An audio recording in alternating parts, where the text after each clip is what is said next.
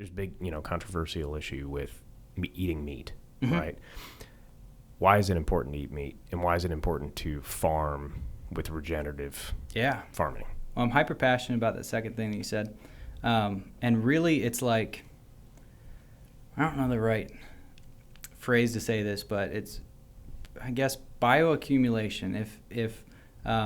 If something eats, like a cow, Mm-hmm. cow's going to work through a pasture and it's going to eat grass. That grass is not bioavailable to us. Right. If we chew on grass, it's not going to do much. Mm-hmm. Certainly not much good. And because they can absorb that nutrient and store it in highly efficient ways in their meat and fat, then as we put a steak on our table, we're kind of accessing the accumulation of all the grass that animal's eating. And if it's in a healthy, diverse environment, then it's going to be more diverse in its benefit to humans. And so kind of working your way up the trophic cascade is beneficial that way.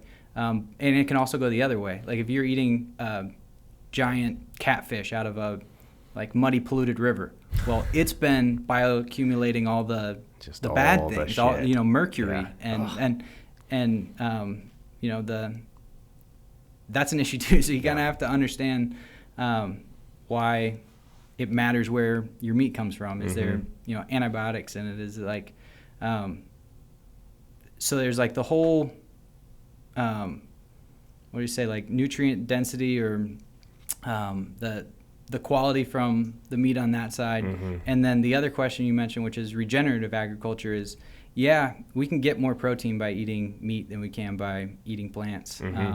But if it's done in a way where next year the land is going to be worse and the costs are going to be higher to produce, and it's like that again and again and again and again, to the point where we're supplementing these animals with antibiotics and with bringing their feed to them, it's not a sustainable model at all. And you're going to get worse every single year by definition. Yeah. And so when you farm regeneratively, what you do is you work the land in a way where it's better next year. And you may sacrifice some of your efficiency in the short term. And so there's nothing more efficient than the way that we do,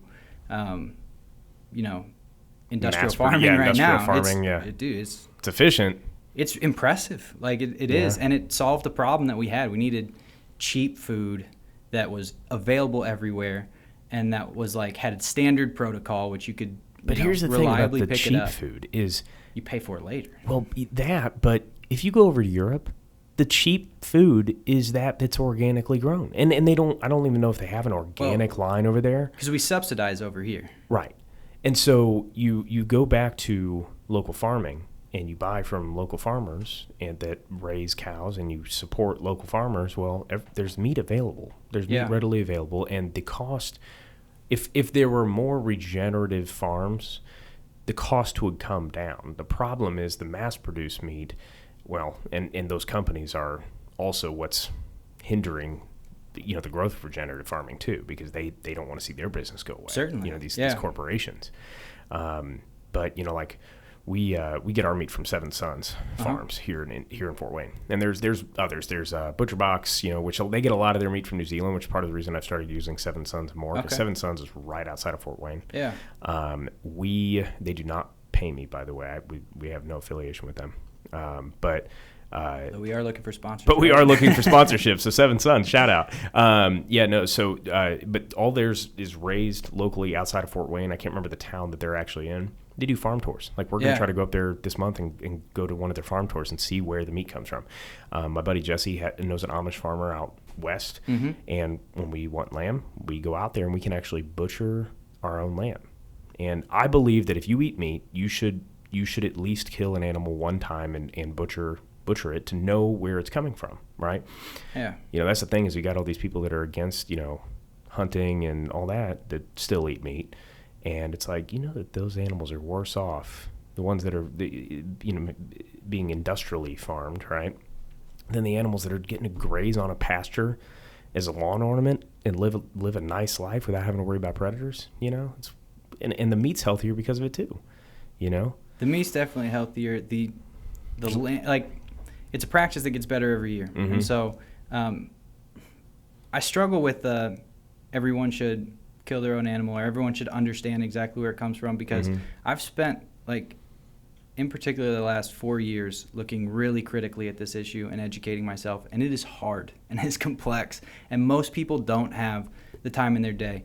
And so what they need really are trusted sources. And when you go in a grocery store, you're seeing the what I mean revolution is I think happen. they should do it once. Oh, I don't think they should. I would recommend they do it once, absolutely. I don't think that they need to do it like to get Yeah. their meat right, because that Yeah. would be very hard, especially in the modern age of, capitalism, right? But- like you don't have time to go sit in the woods. Yeah. Most people don't have the time to go sit in the woods.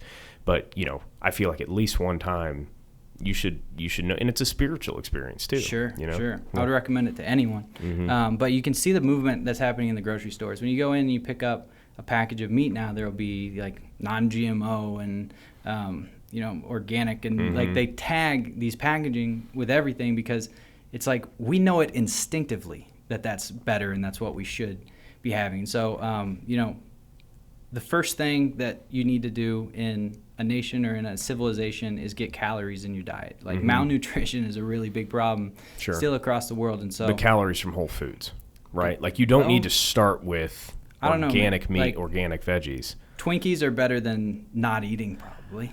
Well, but here's the thing. If you can find Twinkies, you can find chicken or steak or beef or pork, or you can find something. Hell, eat a squirrel, right? Like you're going to get more nutrients Eventually, out you of don't have any that. squirrels left, though. I mean, if you're starving, you're going to take the available cheap resources. And so, like, I have sympathy towards the way that it was all designed, but now we know Yeah. that system's not right. And so now we have the opportunity. We're a really, That's really corrupt. wealthy nation, and we have all the answers. Yeah. We just need to know what questions to ask, and we need to have the right people communicating what's going on and telling the general public, like, hey, we're not going to subsidize as much corn anymore because we found this other thing that is actually better for us Yeah. all. So now we're going to promote that. And then once people learn about it, then they can start to innovate. And that's how costs come down. I mean,